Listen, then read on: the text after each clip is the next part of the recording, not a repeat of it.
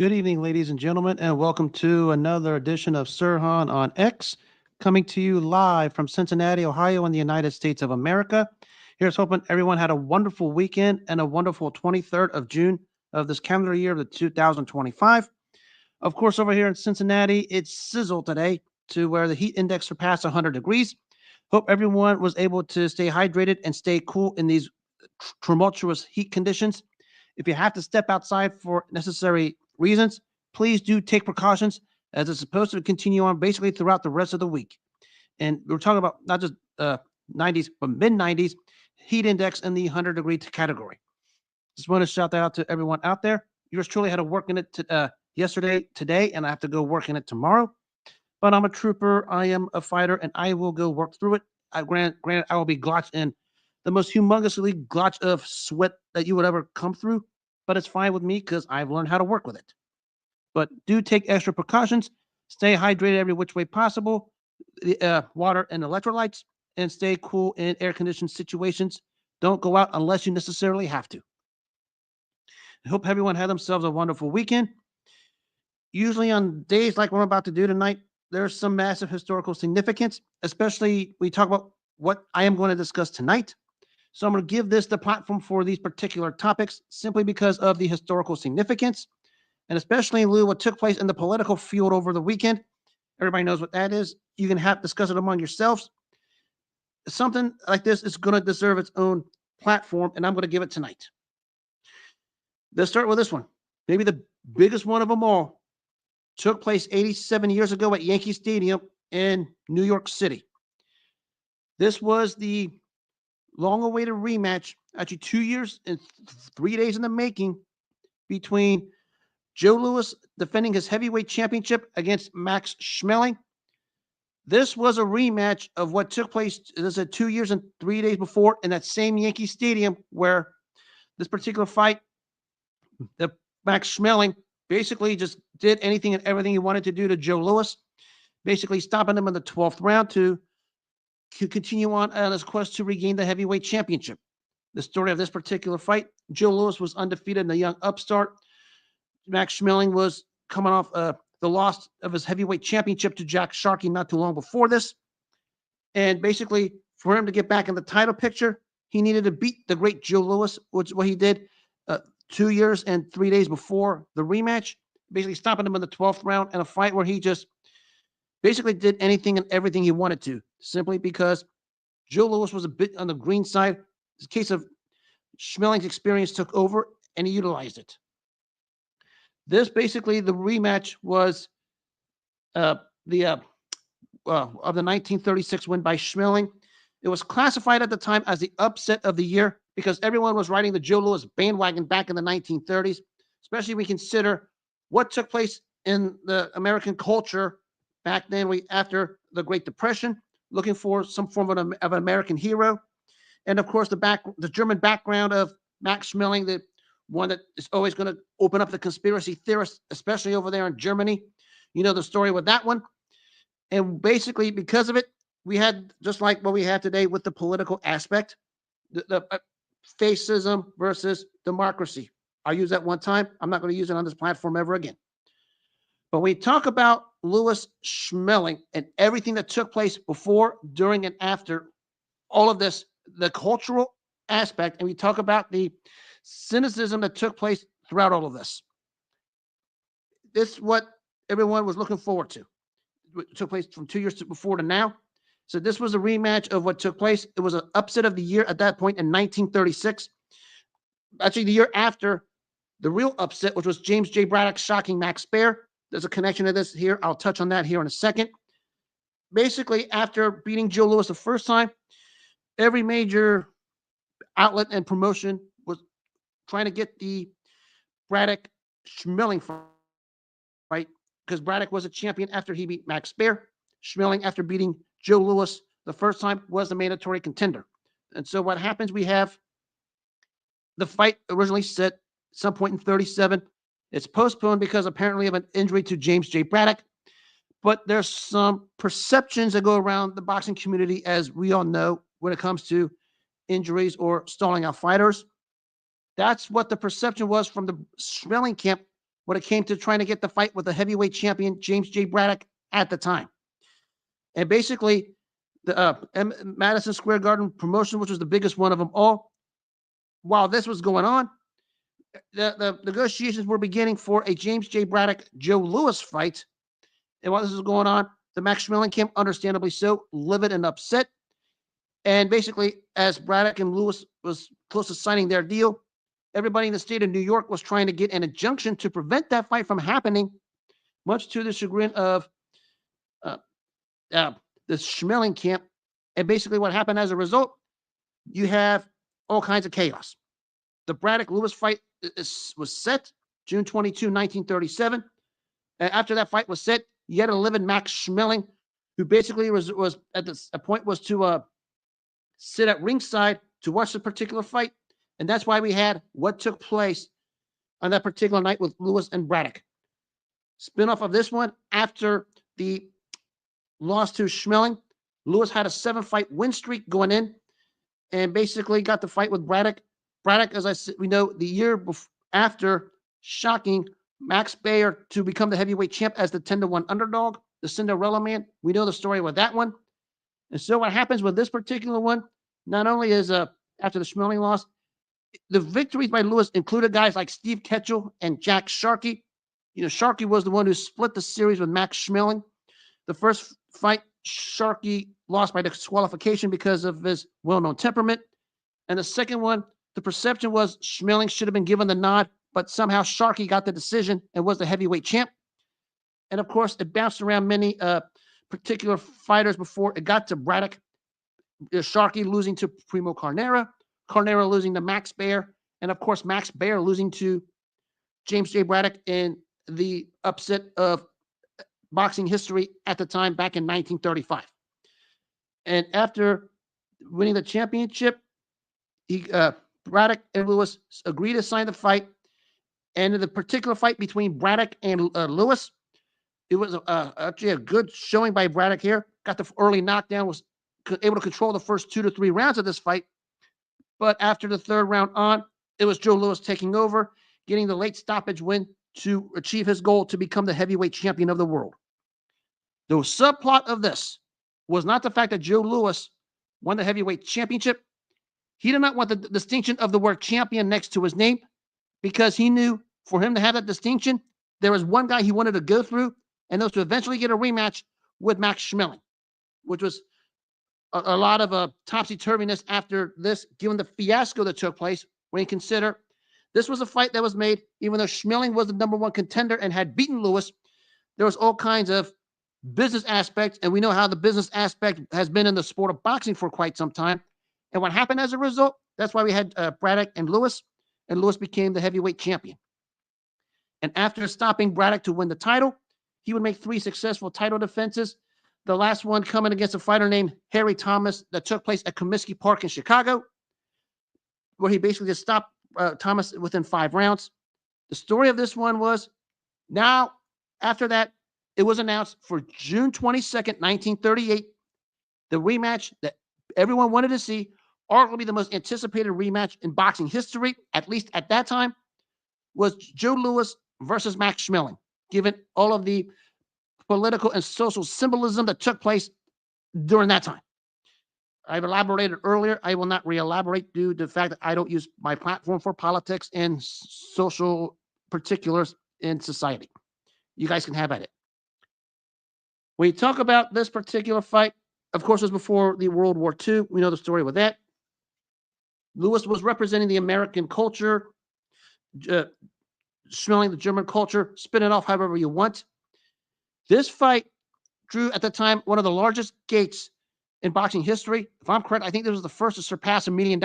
It went 1.4 million, and it had 70,000 packing Yankee Stadium, and had people all across the world listening to all the radio feeds, not television feeds, radio feeds, which was how you would listen to boxing matches back in the 1930s.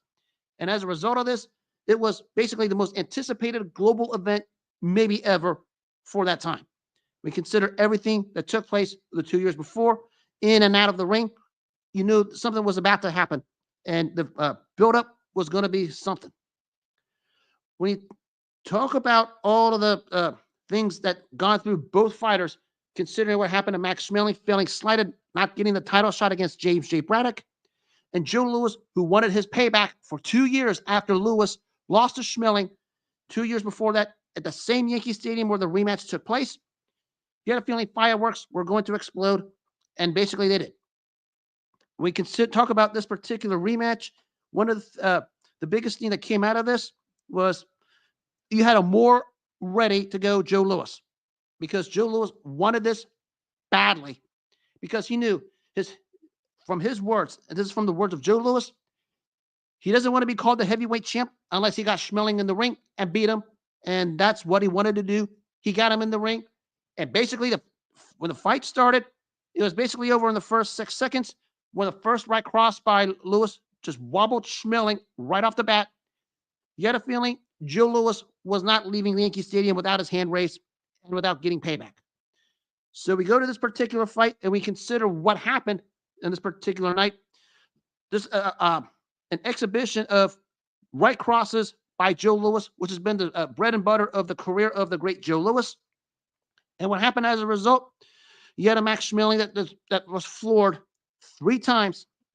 Maybe the most poignant moment came in before the second knockdown, where Joe Louis hit Schmeling with the right hand right in the kidney spot, and it was by respected aficionados and beat writers at the time who was at the fight, who could say credibly that they heard Max Schmeling screaming after that particular punch. And as the punch was happening, Joe Louis was starting to administer punishment, lefts, rights, and another knockdown for Max Schmeling. And basically, it was not too long after that where Joe Louis put the picture perfect right hand right on the button of Max Schmeling that sent Schmeling down on his face, down and out for the count.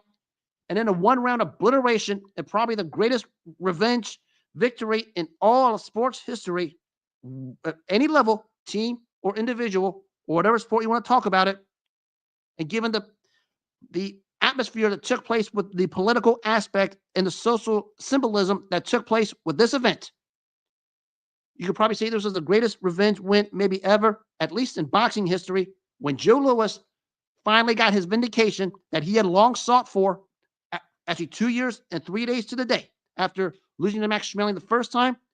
Joe Louis got his revenge by just blasting out and obliterating Max Schmeling in 1 round to not only retain his heavyweight championship, but get the revenge he had sought for those 2 years. The significance of this, it was in the middle of the greatest run of Joe Louis. But Joe Louis said, even though he won the championship from James J. Braddock a year before, he said, unless I beat Schmeling again, I don't want to be called champ. After this, he felt satisfied. Now he can call himself champ, because that's what Joe Louis was all about. Just his ability to find his opponent, get in that ring, and take care of business. And that's what he did. And Max Schmeling, we know, is a terrific, terrific fighter. But when you have the thought of wanting to show the world one loss was a fluke, at least in the eyes of Joe Louis, and when you consider everything that built up for this, from outside to inside the ring, and everything from both fighters, being denied title shots to wanting payback, everything around it, you could probably say this was the greatest payback, maybe at least in boxing history. You could probably say in sports history. The reason why I say this is simply because we consider the fact that the American, German, whatchamacallit, was taking place back then. It was revealed that President Roosevelt called this for America the greatest victory for its country, because Joe Louis's background out of the ring when it comes to World War II, among many others. That tells you the significance of what took place in this rematch. Something that Joe Louis wanted, something he knew for himself to move on for the rest of his career. He needed to find a way to erase that blemish to Max Schmeling that took place 2 years before. Not only did he did it in emphatic fashion, just beating up Max Schmeling from start to finish. Didn't even last around. The last image where Schmeling was down on his knees on all fours, Joe Louis just sitting on the corner as the referee, Arthur Donovan, was just counting it out. And that's how you had Joe Louis retaining the heavyweight championship and getting his revenge from losing to Max Schmeling 2 years before. You can look up all the significance of it. It's among many of the most significant historical events, maybe in not just in boxing history, but in sports history. And we consider the political aspect of it, society and culture as we know it. Because remember, this came after the Great Depression in the 1920s, and especially after the era that Jack Dempsey, who pretty much owned the 20s, started to fade. It was basically done at that point. Actually, Jack Dempsey later said, after seeing Joe Louis demolish Max Schmeling, basically saying, I'm glad I didn't fight Joe Louis. Because what Joe Louis did to Max Schmeling on that night at Yankee Stadium stands on its own, and it's not going to be imitated or duplicated when we consider everything that took place before, during, and after the fight.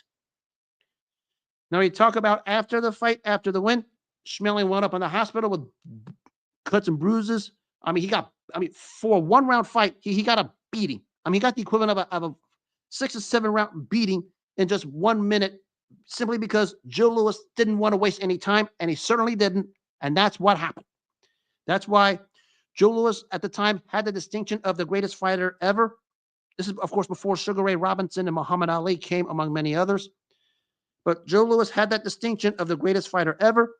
And it was in the middle of arguably the greatest record in boxing history at the time, maybe ever, when you consider 12 years and 25 successful title defenses. But anything he did before and after that was not going to top what he did 87 years ago at Yankee Stadium, when he got his long-sought revenge on Max Schmeling, given everything that took place in and out of the ring, and all of the environment and the political and socio-symbolism that took place. Probably the greatest return match and the greatest revenge victory ever, given those circumstances. Because Joe Louis was, you could probably say he was fighting for America when you consider everything that took place. And that's pretty much the perception that it took place going into this particular fight. One of the highest gates ever. You talk about a gate of $1.4 million in 1938, probably equates to some ridiculous number today. Packed 70,000 at Yankee Stadium. This is the old Yankee Stadium. Yes, that Yankee Stadium that had all the legendary moments for the New York Yankees. That had probably the most significant match in sports history at the time, the rematch between Joe Louis and Max Schmeling. And Louis just started from start to the end of the fight, just wasted no time, and just dusted Schmeling off effortlessly. Now, amidst of all of the differences that took place in the political aspect, the two fighters eventually became friends outside the ring, and it was also revealed that Max Schmeling helped Joe Louis, who had financial issues and the downturn of his career and life, and of course funded the funeral of Joe Louis after Louis passed away in 1981. Goes to show the friendship, and not just the friendship, but the high-level respect the two combatants had for each other. It said a lot about Joe Louis saying he didn't want to be called champ until he got Schmeling in the ring. And basically, it was a terrific honor of Schmeling to do what he did for Joe Louis at the tail end of his life. He was just a terrific humanitarian, despite everything that supposedly took place in Germany. And it revealed everything that was going on over there. He wasn't even a part of it, even though they wanted him to be a part of it for this fight. They wanted Schmeling to represent that part of Germany with everything that was going on. Max Schmeling basically just wanted to be a fighter, and that was basically happened.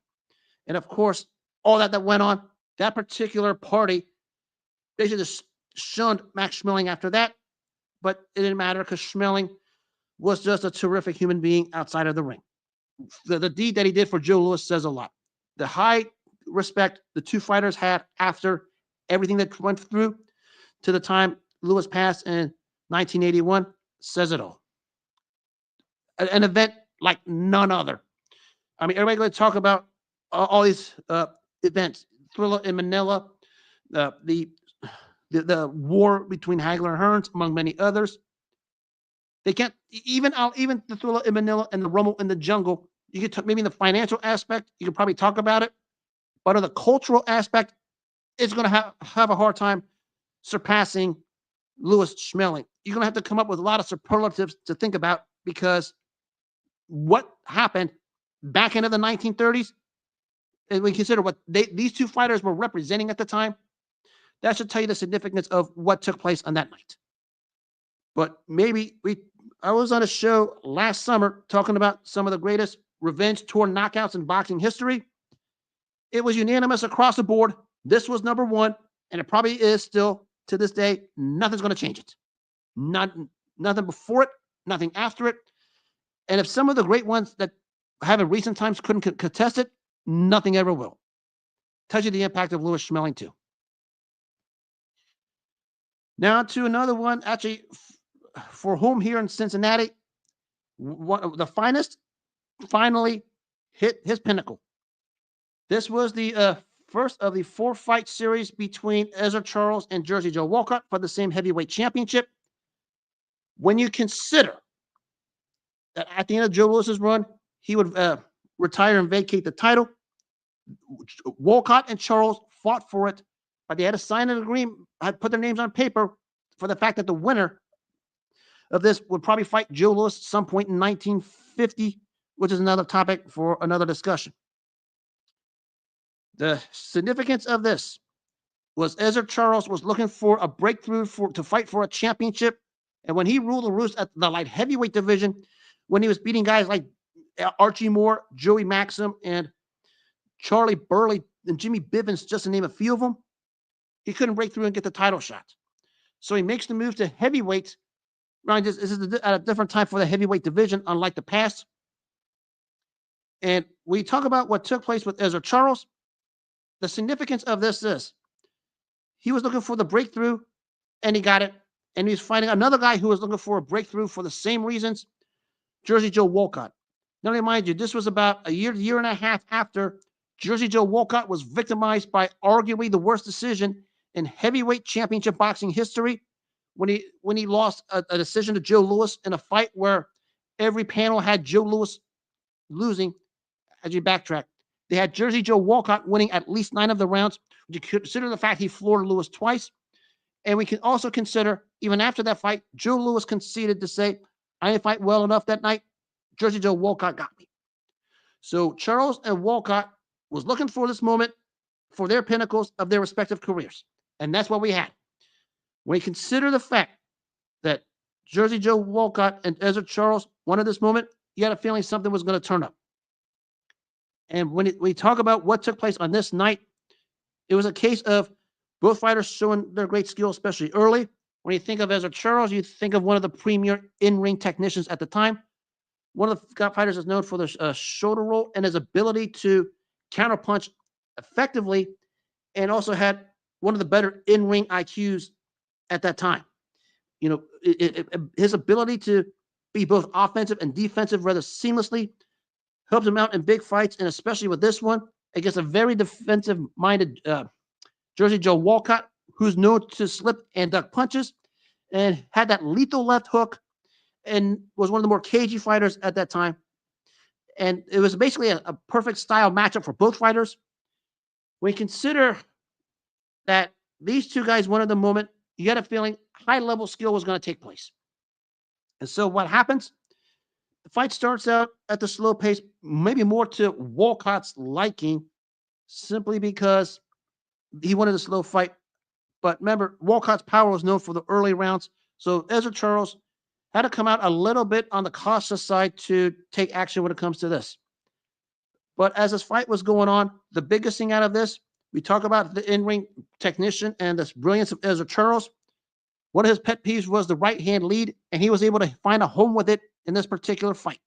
And he was finding a home for it. Walcott was trying to rely on counter hooks. It was basically with sporadic results. And as the fight was going on, especially in the middle rounds, you had a sense that the moment Ezzard Charles was waiting for was getting closer, because he started to seize control of this fight as the fight went on. In the middle rounds, the speed and his slickness was a problem for Walcott, who couldn't keep up with him. And as a result, the increased aggression by Ezzard Charles as the fight went on, simply because Walcott started to fatigue and didn't have an answer for anything Ezzard Charles did. And that is how Ezzard Charles won the unanimous decision to become the undisputed heavyweight champion in the one-belt era. One belt, Winner takes all. That was that era. Ezzard Charles and Jersey Joe Walcott. Charles becomes the undisputed heavyweight champion in that particular era, basically just needing one belt. Not all the garbage we have today, one belt. And this was the pinnacle that Ezzard Charles was looking for. But of course, nobody would recognize him as a champ because the real champ we know was Joe Louis at the time, who just retired after the super stellar 12-year, 29 successful title defense run. But he did come out of retirement to fight Charles for the championship. And Ezzard Charles basically just won that one going away on a unanimous decision against a badly ill-fated Joe Louis, who was forced to come back because of IRS debts. But Ezzard Charles, the moment he wanted his whole life for, especially when you consider the guy couldn't get a break at light heavyweight, despite rising to number 2 in the rankings at the time, got the moment, fought the standout Jersey Joe Walcott in the first of a 4-fight series, won the unanimous decision to become the undisputed heavyweight championship of the world, and that was where that's what took place. I read about Ezzard Charles' Cincinnati history, and basically, at the time, it's certainly number 1, because when you can reach that pinnacle at any level, at any time, you're going to be well recognized. And since that time, especially the west side of Cincinnati, he's got all kinds of recognitions, and rightfully and deservedly so. Tells you the impact that he had on this night when he beat Walcott for the heavyweight championship. I mean, they had the 4-fight series. He would win the rematch in the same way. The third fight after Walcott beat Joe Louis, Ezzard Charles beat Joe Louis. It was Walcott who he finally got over the hump when he beat Ezzard Charles on an 8th-round stoppage.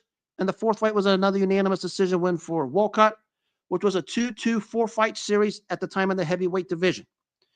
I mean, 4-fight series. I mean, outside of Pacquiao Marquez, we haven't seen a 4-fight series. As you check that, outside of Israel Vasquez versus Rafael Marquez and Juan Manuel Marquez versus Manny Pacquiao, we haven't had 4-fight series. 4-fight, 5-fight series were big things back in the day, and Ezzard Charles and Jersey Joe Walcott was. And maybe not didn't ascend to the level of a rivalry like, say, Ali Frazier or even a Holyfield Bo did, but it's certainly a pretty darn good one. We consider the styles these two fighters had, they were perfectly made for one another. That's why the series was 2-2 all the way around. It always hotly debated who was the better fighter despite the series. I mean, it's going to rage forever and ever and ever. It started when this 4-fight series took place, and it's still going on today in the calendar year 2025. But Ezzard Charles hit the landmark, hit the peak of his career back in 1949 when he beat Jersey Joe Walcott for the first of their 4-fight series by unanimous decision by just being too quick, too aggressive, and too slick for the cagey and strong and tough Walcott by unanimous decision to win the heavyweight championship, and that was his peak. His pinnacle, maybe the biggest win of his career, despite his tremendous run at light heavyweight, which included wins over fighters like Archie Moore, Joey Maxim, Jimmy Bivens, and among many others. Charlie Burley, to mention him. Arguably the greatest light heavyweight of all time. Okay, due to reasons, he didn't get the title shot despite rising himself to the number 2 ranking in the light heavyweight division. That's why he pursued this heavyweight championship against Jersey Joe Walcott. This is what he wanted. He got it, and he earned it. It was well-deserved. And another significant one that took place, this one took place about 10 years after this. This was the return match between Sonny Liston and Floyd Patterson. This was a rematch of a 1-round obliteration by Sonny Liston on Floyd Patterson to win the heavyweight championship. Floyd Patterson had a rematch clause and honored it. We can coin the phrase scary individual loosely in our sport or any walk of life. It can be any way you want to diagnose it. Before that time, given how he beat people up in the ring and given his affiliations with the mob, among many others, there was no one that was more feared at that time than Charles Sonny Liston. I mean, fighters were doing everything they can not to fight him. I mean, before the Patterson fight the first time, Patterson's people didn't want to do this. I mean, they did everything they can to weaver through the rankings, but when it was announced that they had to finally go through with it, That's why the fight took place. And we know what happened there. Sonny Liston just dusted off Floyd Patterson in 1 round. And I mean, basically, it was effortless. But Patterson had a rematch clause at the time, which was unheard of for that particular era. And so it had to be honored. And so what happens here? The exact same thing. 3 knockdowns inside of a round. The third one putting Patterson down and out for the count. And Sonny Liston did it again to retain his undisputed heavyweight championship against the guy he wiped out in 1 round about a year before that. Significance of this is, with all of his affiliations and everything, Sonny Liston now became one of the villains of the sport of boxing. And he was booed out of the arena on that particular night. And basically, Sonny Liston basically said, I don't care. I got the win. I'm the champion. They can boo me all they want. And at that point, the question was going to be, who was going to finally topple Sonny Liston? Because he basically wiped out the division when he wiped out Patterson twice. Because there's really nobody there for the longest time until the night of February 25th, 1964 in Miami, Florida, where it was a young upstart named Cassius Clay, later known as Muhammad Ali, gave Liston the beating of his life and made him quit on the stool. But before then, nobody wanted to mess with Sonny Liston. There's a boatload of reasons for it. There's a reason why he was probably one of the more polarizing figures to ever step foot in the boxing ring, simply because whatever he did, everyone's going to have an opinion on it, especially the conspiracy theorists who still talk about the second fight with Ali, the Phantom Punch. They're going to have the conspiracy theories on Sonny Liston. But when you talk about the most feared guys at that time, nobody wanted Sonny Liston. Actually, Henry Cooper, who lost by knockout to Clay, the infamous, stoppage of the fight because of the torn glove, as I talked about last week, said if Ali would have, at that time, Cassius Clay would have upset Sonny Liston, I wouldn't mind finding Clay in a rematch for the heavyweight championship. But if Sonny Liston were to win, and Liston was a 6-1 favorite, no way I'm getting in the ring with him. That was what came out of Henry Cooper's mouth. We consider that sort of thing and the fear and everything that went around Sonny Liston that struck across the boxing world and the boxing intelligentsia, simply because that's what happened. And basically the way he just wiped out and beat down and destroyed Floyd Patterson twice, both times in the first round, even struck more fear because no one wanted to mess with him. I mean, not maybe his strongest suit. Nobody even talks about this. I mean, before Larry Holmes, before Lennox Lewis, he had the jab of Sonny Liston. That was why he was beating fighters up, because he had that kind of jab that would just put your head back and basically take your spine out of your body. That was what Sonny Liston was. And the second he hit you with that jab, you weren't even touching him. And basically, you were too scared to even get close to that guy, because that guy was just brutal in those days. Nobody wanted to touch that guy for the longest time. But he did get the win over Patterson. The story with this one was, after this, the governing body that it was involved with this basically said no more rematch clauses for the longest time, simply because of how bad of a mismatch Liston-Patterson 2 was. Not as bad as Liston-Patterson 1, because Patterson actually tried to win, just Liston was just too strong for him. But it was a mismatch, just like the first fight, and it was a 1-round wipeout where basically everyone started to turn on Sonny Liston because they got tired of his act, wiping these guys out, simply because the perception was he was, at that time, not the phrase that was used today, as front runner. That's what he was. But none of the top guys wanted to fight him before Cassius Clay came around. That tells you what Sonny Liston was back in those days. And we talk about Charles Sonny Liston. There's a documentary on Showtime. It's called Parola, the life of Sonny Liston. Featured in it, Mike Tyson. Some people call Mike Tyson the most feared man in boxing history. Tyson basically came out and said no one was touching Sonny Liston, basically backing every respectable claim. Even George Foreman, who some called one of the more feared fighters at the time, said, who was, I believe, was a sparring partner for Sonny Liston, said, I didn't want to mess with that guy. That tells you the fear Sonny Liston struck in many fighters, especially when you consider what he did to Floyd Patterson twice. That's all you need to know about the fear of Sonny Liston. Of course, we know everything that took place after the fight. That fight, he finally got the fight with Ali, the two of them, all kinds of conspiracy theories all over the place. And of course, there's still the mystery of when he died in his hotel in Las Vegas. Still mysteries about that one because there's going to be conspiracy theories everywhere. No conclusive answers. But we talk about also the what could have been fighters at that time because of everything he went through in and out of the ring. And we consider how he lost the two fights to Muhammad Ali. Maybe you could point Sonny Liston as one of that category because he had it all. And after he beat Patterson the second time, he was at the pinnacle. No one wanted to mess with him. But after that, his affiliations with the mob, everything he did in and out of the ring, caught up to him in the two Ali fights, and that was it. There's still the polarizing images. The first one was of the Sonny Liston sitting on the stool at the end of the seventh round, refusing to come out, quitting on the stool. And the second one with Muhammad Ali and Louis-Schmeling in the rematch, standing over him, screaming, "Get up," with that image with Ali's fist in the air and Sonny Liston on the canvas. That's why Sonny Liston was such a polarizing figure in boxing history, maybe in all walks of life. Because the conspiracy theorists, the aficionados among many, have their opinions on Sonny Liston, and that is still going on to this day.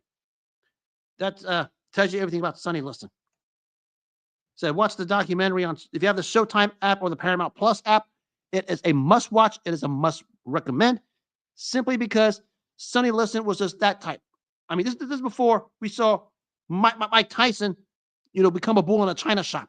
Sonny Liston, well, Mike Tyson was a bull in a china shop. Sonny Liston, was one of the equivalent of one of those exotic tractor trailers that just kept coming and coming and coming gradually. But when he had the chance to strike and go for the kill, he would turn it up and do it. He did it twice to Floyd Patterson, and both in the first round. And Floyd Patterson was no pushover, especially when you consider this came after the wild 3-fight series he had with Ingmar Johansson. And we consider some of the wins he had in his career, especially one over Archie Moore when Moore tried to fight Patterson at heavyweight. Says a lot about how great Sonny Liston could have been had he stayed on a straight and narrow. Because when you wipe an opponent of Floyd Patterson's caliber out twice, both times in the first round, you had greatness in front of you. Sonny Liston had it, and just down the drain it went. And there's still questions as to how it happened and why it happened. Questions that we're never going to get answers to. That's just the walk of life. But terrific history when you consider Joe Louis, Ezzard Charles, and Sonny Liston. It's stories like this. We consider what's taking place in some of the things today, especially the idiotic hype job that takes place for that fight September 13th at Allegiant Stadium in Las Vegas, that garbage event. It's stuff like this that opened the pathways for this way back when. And we talk about the cultural significance of what these three winners went through. We talk about the circumstances of Joe Louis fighting for the United States against Max Schmeling. Ezzard Charles pushing for that moment after he won a Jersey Joe Walcott and wanted the title shot after the fight with, after being denied the title shot at light heavyweight for reasons. And we consider what Sonny Liston could have been after he obliterated Floyd Patterson for the second fight in the first round. That's a significance people need to be talking about because the pathways for something like this really open. I mean, a lot of people want to just dismiss it as if none of this happened or it had no significance. The internet is there. The footage is there. The documentaries are there. Spend the time, watch them, and read them because it is very, very eye-opening and mind-boggling. I mean it in a good way. I mean, I knew the significance of these, didn't know how significant they were. That should tell you something about what took place around from the 30s to the 60s. As about with these three particular historic events. They all deserve their moment in the light. Every time this comes around, I always make sure they get their moment because it is well deserved. And that will wrap up this historic edition of Sirhan on X. I will be back tomorrow night with the regulars. Also, the debut of what I would call a segment that I guess everyone has got a craze over me over. It's called Newsflash Shut Up. I find a topic. I tell them why they should shut up. I'll reveal it tomorrow. And if you missed any of the show, you're more than welcome to listen it on the Apple Podcasts for your Apple users, iHeartRadio, and Spotify apps, as the show will be uploaded on those platforms. And as always, as I close by telling the whole world, always make self-care your number one priority in life. Always take care of yourself first before you take care of anything else. If you take care of yourself first, all the good things will come your way. Just stay true to yourself, good things will follow. If you don't take care of yourself first and foremost, nothing else in life matters. Always pay attention to yourself first. Until then, have a good rest of the night. Take care of yourselves. And for those of you in Cincinnati, stay cool. God bless. Enjoy the evening, and I'll see you tomorrow night.